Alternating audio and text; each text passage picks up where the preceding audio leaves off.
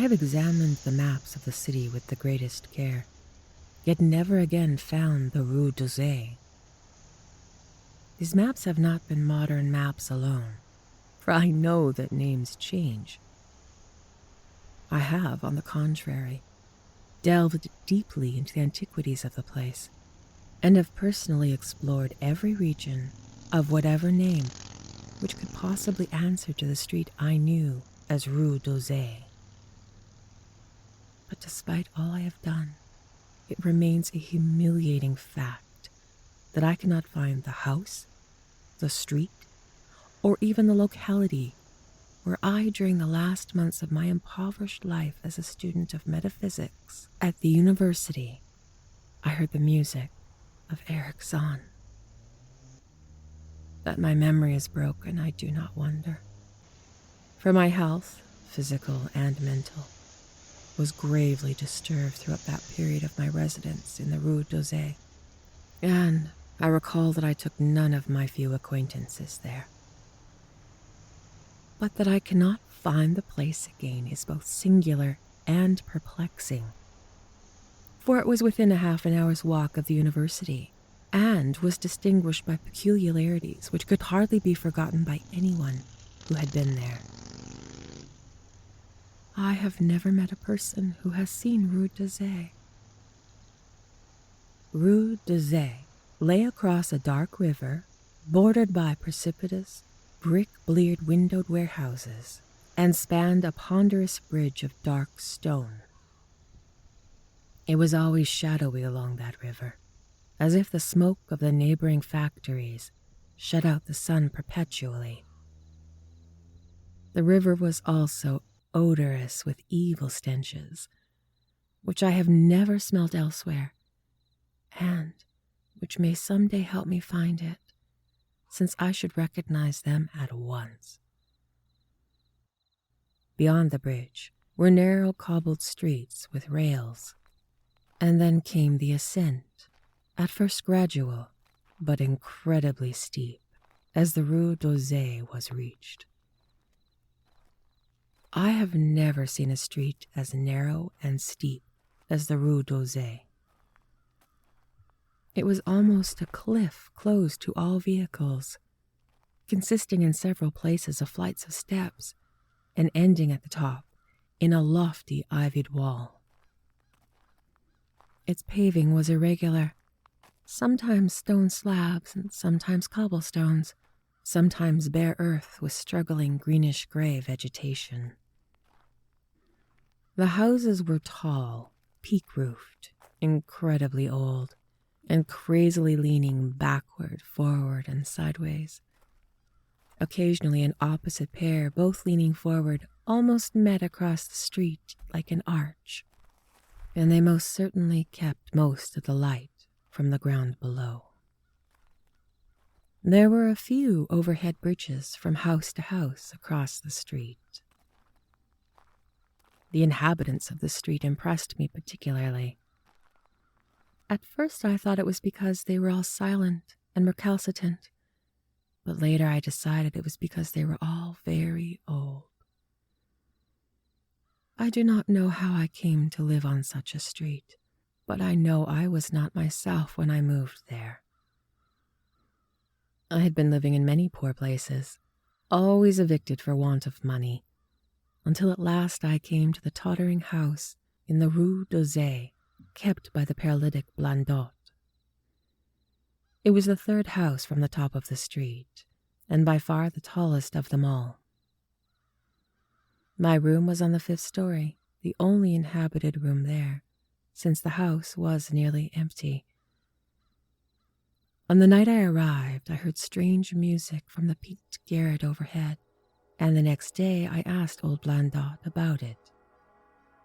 He told me it was an old German viol player, a strange dumb man who signed his name Eric Zahn, and who played evenings in the cheap theater orchestra, adding that Zahn's desire to play at night after his return from the theater was the reason he had chosen this lofty and isolated garret room, whose singular gable window was the only point on the street from which one could look over the terminating wall at the declivity and panorama beyond. Thereafter, I heard Zahn play every night, and although he kept me awake, I was haunted by the weirdness of his music. Knowing little of the art myself, I was yet certain that none of his harmonies had any relation to music I had heard before. I concluded he was a composer of highly original genius. The longer I listened, the more I was fascinated, until after a week, I resolved to make the old man's acquaintance. One night, he was returning from his work. I intercepted Zahn in the hallway, and I told him I would like to know him and be with him when he played.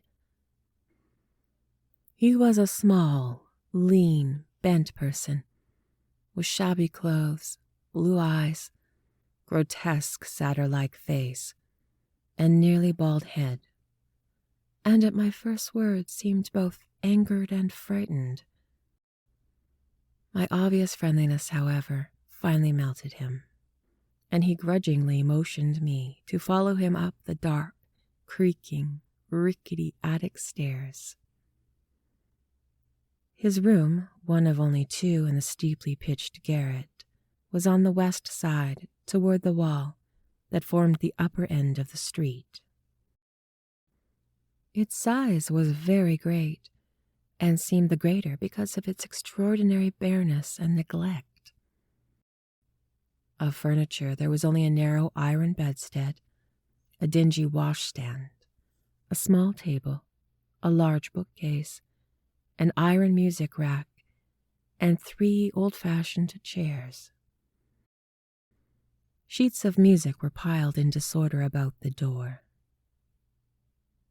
The walls were bare boards and had probably never known plaster, whilst the abundance of dust and cobwebs made the place seem more deserted than inhabited. Evidently, Eric Zahn's world of beauty lay in some far cosmos of the imagination. Motioning me to sit down, the dumb man closed the door, turned the large wooden bolt, and lighted a candle to augment the one he had brought with him. He now removed his viol from its moth-eaten covering, and taking it, seated himself in the least uncomfortable of the chairs.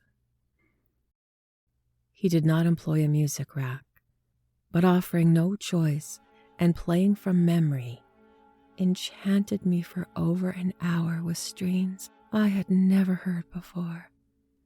Strains which must have been of his own devising.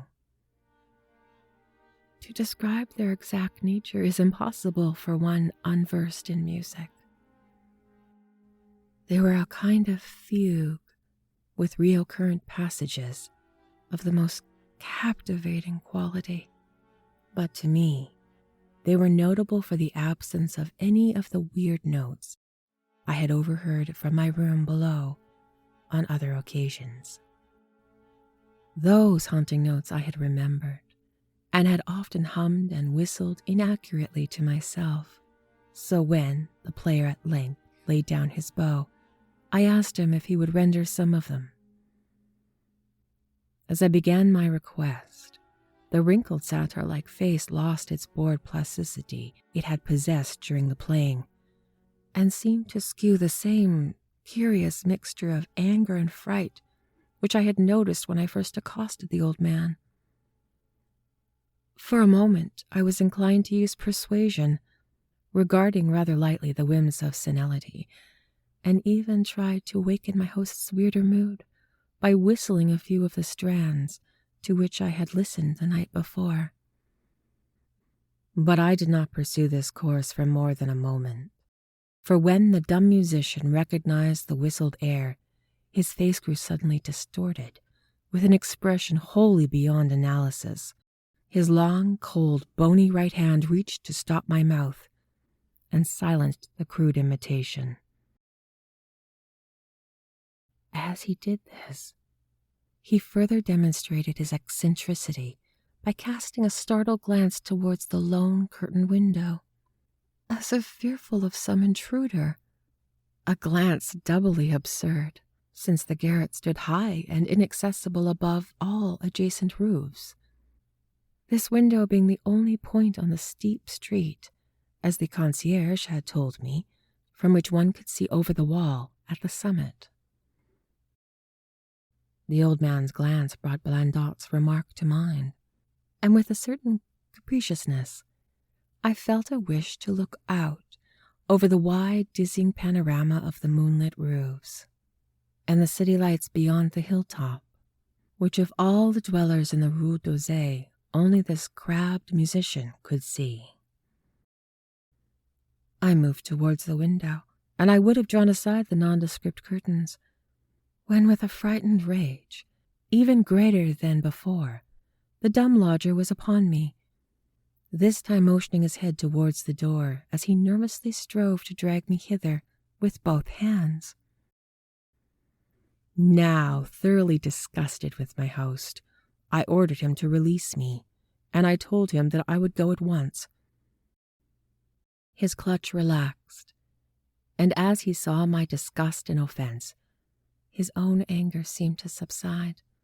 He tightened his relaxing grip, but this time in a friendlier manner, forcing me into a chair. Then, with an appearance of wistfulness, crossing to the littered table, he wrote many words with a pencil in the labored French of a foreigner. The note which he finally handed me was an appeal for tolerance and forgiveness. Zahn said that he was old, lonely, affected by strange fears and nervous disorders connected with his music and with other things. He had enjoyed my listening to his music and wished I would come again and not mind his eccentricities. But he could not play to another his weird harmonies, and he could not bear hearing them from another, nor could he bear having anything in his room touched by another. He had not known until our hallway conversation that I could hear his playing in my room, and he asked me if I would arrange with Blandot to take a lower room where I could not hear him in the night. He would, he wrote, defray the difference in rent.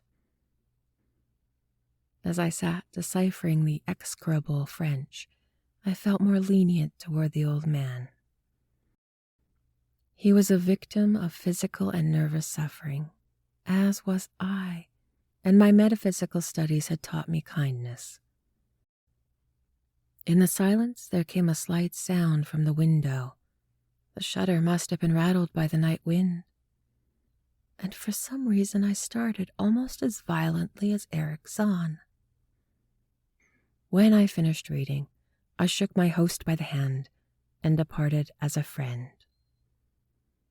The next day, Blandot gave me a more expensive room on the 3rd floor, between the apartments of an aged moneylender and the room of a respectable upholsterer. There was no one on the 4th floor. It was not long before I found Zahn's eagerness for my company was not as great as it seemed while he was persuading me to move from the 5th story. He did not ask me to call on him, and when I did call, he appeared uneasy and played listlessly. This was always at night. In the day he slept and would admit no one. My liking for him did not grow, though the attic room and the weird music seemed to hold an odd fascination for me. I had a curious desire to look out that window, over the wall, and down the unseen slope of the glittering roofs and spires which must lay outspread there.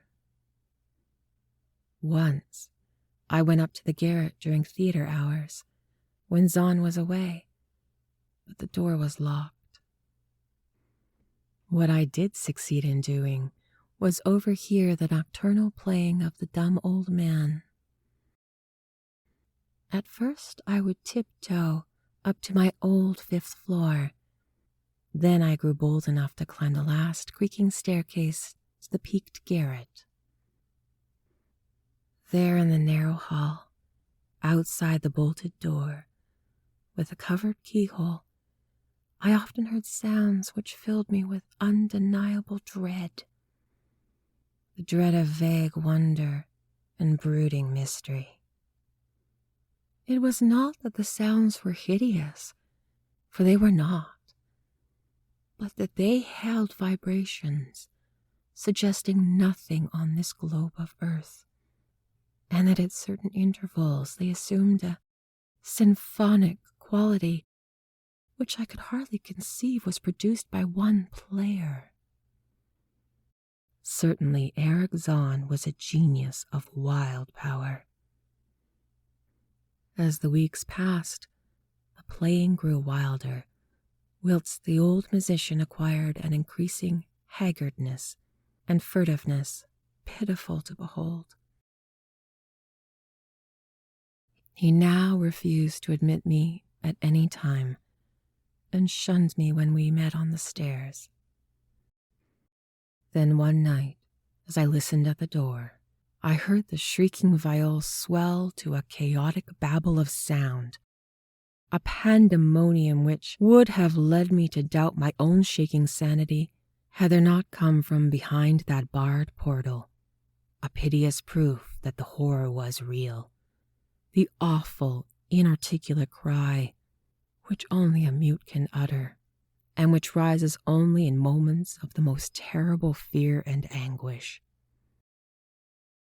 I knocked repeatedly at the door but received no response. Afterward I waited in the black hallway, shivering with cold and fear, till I heard the poor musician's feeble effort to rise from the floor by the aid of a chair. Believing him just conscious after a fainting fit, I renewed my rapping, at the same time calling out my name reassuringly. I heard Zahn stumble to the window and close both shutter and sash, then stumble to the door, which he falteringly unfastened to admit me. This time his delight at having me present was real, for his distorted face gleamed with relief while he clutched at my coat as a child clutches at its mother's skirts.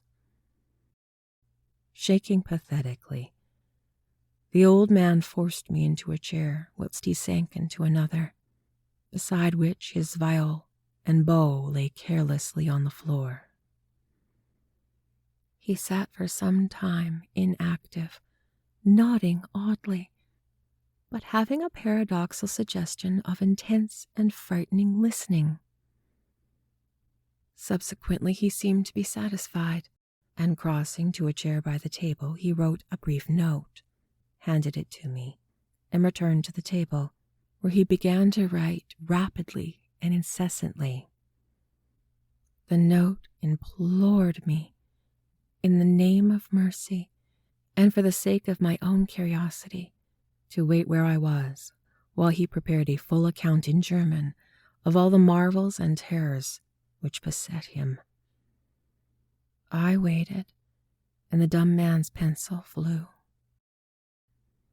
It was perhaps an hour later, while I still waited, and while the old musician's feverishly written sheets still continued to pile up, that I saw Zahn start from a hint of a horrible shock. Unmistakably, he was looking at the curtained window, listening shudderingly. Then I half fancied I heard a sound myself, though it was not a horrible sound, but rather an exquisitely low, infinitely distant musical note, suggesting a player in one of the neighboring houses, or in some abode beyond the lofty wall over which I had never been able to look. Upon Zahn the effect was terrible, for dropping his pencil he suddenly rose, seized his viol, and commenced to rend the night with the wildest playing I have ever heard from his bow save when listening at the barred door. It would be useless to describe the playing of Eric Zahn on that dreadful night. It was more horrible than anything I had ever overheard. because I could now see the expression of his face and could realize that this time the motive was stark fear. He was making a noise to ward off something or drown something out. What? I could not imagine, awesome though I felt it must be. The playing grew fantastic, delirious, and hysterical, yet kept to the last the qualities of supreme genius, which I knew this strange old man possessed. I recognized the air. It was a wild Hungarian dance popular in theaters, and I reflected for a moment that this was the first time I had ever heard Zahn play the work of another composer. Louder and louder, wilder and wilder, mounted the shrieking and whining of that desperate viol. The player was dripping in uncanny perspiration and twisted like a monkey, always looking frantically at the curtained window. In his frenzied strains, I could almost see shadowy satyrs and bacchanals dancing and whirling insanely through seething abysses of clouds, smoke, and lightning. And then I thought I heard a shriller, steadier note that was not from a viol, a calm, deliberate, purposeful, mocking note from far away in the west. At this juncture, the shutter began to rattle in the howling night wind, which had sprung up outside as if to answer the mad playing within. Zahn's screaming viol now outdid itself, emitting sounds I never thought a viol could emit. The shutter rattled more loudly, unfastened, and commenced slamming against the window. Then the glass broke shiveringly under the persistent impacts, and the chill wind rushed in, making the candles sputter and rustling the sheets of paper at the table where Zahn had begun to write his horrible secret. I looked at Zahn and saw that he was past conscious observation, his blue eyes bulging, glassy and sightless. The fanatic playing had become a blind, mechanical, unrecognizable orgy that no pen could ever suggest. A sudden gust, stronger than all the others, caught up the manuscript and bore it towards the window. I followed the sheets in desperation, but they were gone before I reached the demolished panes. Then I remembered my old wish to gaze from this window, the only window in the Rue d'Azay from which one might see the slope beyond the wall and the city outspread beneath. It was very dark, but the city's lights always burned, and I expected to see them there amidst the rain and wind. Yet when I looked from the highest of all the gabled windows, looked while the candles were sputtered and the insane viol howled in the night wind, I saw no city spread below, no friendly lights gleaming from remembered streets, but only the blackness of space illimitable, unimagined space alive with motion and music, and having no semblance to anything on earth. And as I stood looking in terror, the wind blew out both candles in the ancient peaked garret, leaving me with savage, impenetrable darkness and chaos and pandemonium before me, and the demon madness of the night-baying viol behind me. I staggered back in the dark, without a means of striking a light, crashing against the table, overturning a chair, and finally groping my way to the place where the blackness screamed with shocking music. To save myself and Eric Zahn, I could at least try, whatever the powers posed to me. Once I thought some chill thing brushed me, and I screamed, but my scream could not be heard above the hideous viol. Suddenly out of the blackness, the madly sawing bow struck me, and I knew I was close to the player. I felt ahead, touched the back of Zahn's chair, and then found and shook his shoulder in an effort to bring him to his senses. He did not respond, and still the viol shrieked without slacking. I moved my hand to his head, whose mechanical nodding I was able to stop, and shouted in his ear that we both must see from the unknown things of the night. He neither answered me nor abated the frenzy of his unutterable music, while all through the garret strange currents of wind seemed to dance in the darkness and babble. When my hand touched his ear, I shuddered, though I knew not why. I knew not why till I felt the still face, the ice-cold, stiffened, unbreathing face, whose glassy eyes bulged uselessly into the void. And then, by some miracle finding the door and the large wooden bolt, I plunged wildly from the glassy-eyed thing in the dark, from the ghoulish howling of the accursed viol, whose fury increased as I plunged. Leaping, floating, flying down those endless stairs through the dark house, racing mindlessly into the narrow, steep, ancient street of steps and tottering houses, clattering down steps over cobbles into lower streets and the putrid, canyon-walled river, panting across the great dark bridge to the broader, healthier streets and boulevards we know. All these are terrible impressions that linger with me. And I recall there was no wind, and that the moon was out, and that all the lights of the city twinkled.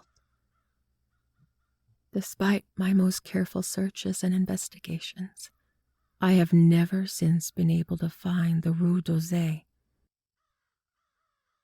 But I am not wholly sorry, either for this or for the loss of the unredeemable abysses of the closely written sheets, which alone could have explained the music of Erickson.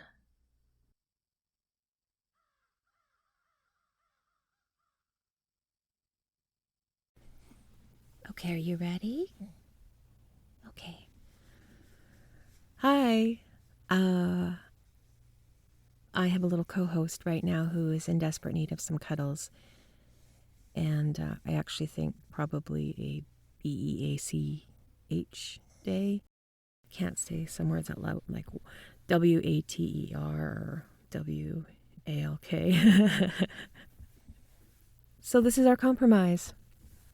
That story was H.P. Lovecraft's The Music of Erickson, and it's one I especially like. I decided to be sneaky and let everyone know at the end of the podcast what the story was, because I didn't want people to read it in the title or at the beginning and think, oh, boring Lovecraft, or I've heard that before, next. I thought I just felt like tricking all of you, so congratulations, you've been tricked, I guess. Yay. Actually, my interest in H.P. Lovecraft started with a podcast, the H.P. Lovecraft Literary Podcast, and I believe I just made a note here. Hosted by Chad Pfeiffer and Chris Lackey, and occasionally narrated by Andrew Lehman, which, oh, he's so good. Excellent narrator. Are you okay? Do you like his narration too? He's a good boy. I think they did about 160 episodes of Lovecraft, everything. The terrible stuff, the half-finished stuff, the racist stuff. But at the end of the podcast, they also end up talking about Lovecraft and his life and what was going on during those times, if I remember correctly.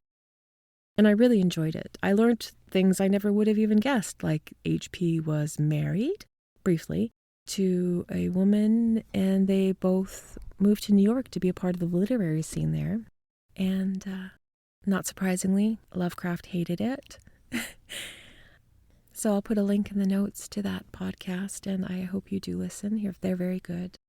Since they finished the Lovecraft canon, they have moved on to other kind of weird fiction stories that they talk about and narrate. I have to admit I haven't listened to them in quite a while, but they're still going, and they've got a Patreon now, so good for them. You can still access their free stories. It's just obviously not going to be the most immediate or current ones that they're doing. Everyone on Patreon gets that first, obviously. But well produced. Great podcast. So, what else? We went out this morning for a walk. I'm avoiding it a bit. Oh no, I said the word. Sorry. We went out earlier this morning, and it was beautiful.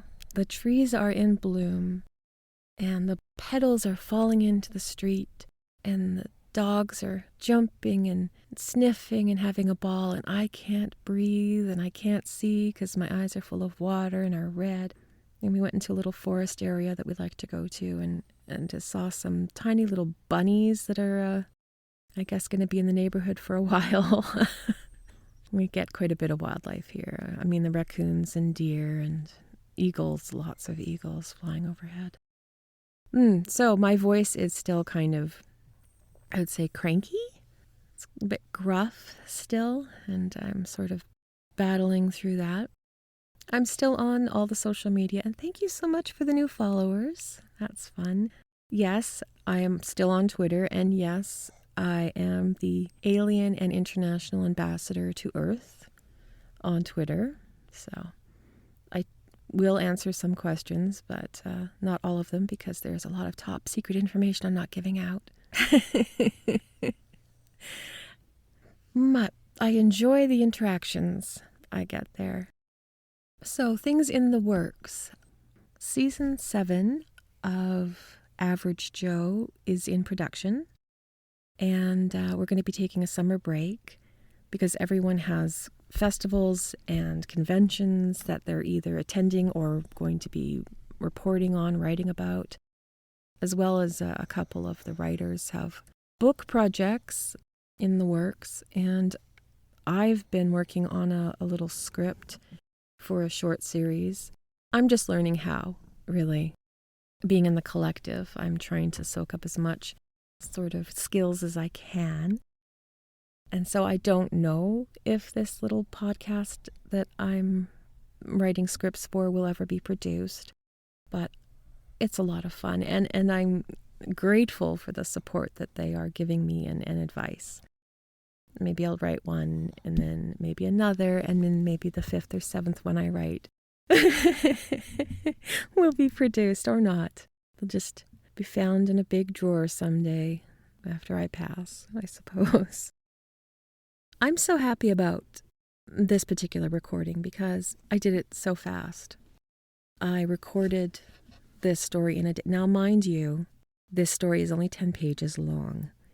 But as I think I've complained about before, my dyslexia tends to make things very long and challenging. I've kind of figured out a couple of tricks to help me shorten the amount of time that I spend in front of the microphone, just doing lines over and over and over. And I find it helps to have all the text in red, strangely, or reading under kind of a red light. I don't know why. I've heard a couple of different tricks from people, so I'm sort of feeling out what will help and what won't. But I'm still reversing letters and words and sentences and ideas. And I think part of that too is I also have another learning disability that's undiagnosed because, anyway, not important.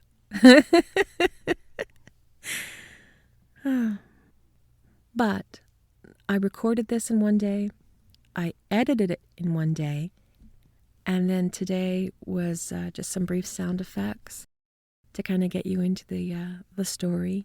So basically a 2-day project for 10 pages for me is really good. I am improving, and I feel really good about seeing evidence of these improvements. It's giving me hope. Things I'm still working on are my S's. I use Audacity, and it has some free plugins, and since the last couple of updates, the plugin basically crashes a lot, constantly, the entire program. I've tried to find other ways of doing it through like compression and figuring out those aspects of the program. But it's a lot of learning, so. And it's not really stuff I enjoy learning. I kind of, in an ideal world, I would sit down in front of my microphone, read the story, not have to stop every 5 seconds. It would come out perfectly. My S's would be under control. My clicking and my weird mouth sounds would be fine. I would be in a soundproof studio, and I wouldn't have to find any of the material. People would just send it to me. But still, I think every aspect of it actually I enjoy just a little bit, but there are some I enjoy far more. Okay, I don't know if I'm going to continue doing these little talks at the end. I wanted to try it out and see if I could do something live someday. So I'm sort of getting myself used to the idea of just talking. And I have my little support dog here who's probably been breathing pretty heavily into the mic, but that's okay. He doesn't mind. And I think we're done. Hey? I want to thank you so much for listening to the story. And if you've gotten this far, thank you. Honestly, I really appreciate the people who have subscribed and who listen. I am humbled, and I really appreciate it. Thank you so much. Until next time, bye for now.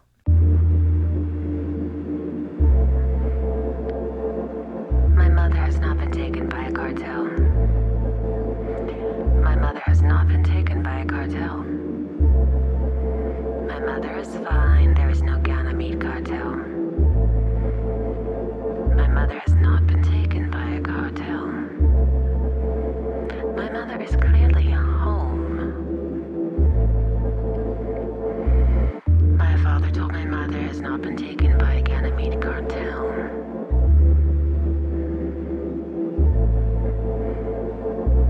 Ganymede is not full of cartels. My mother is on vacation. There's no cartel. There's no ransom note coming.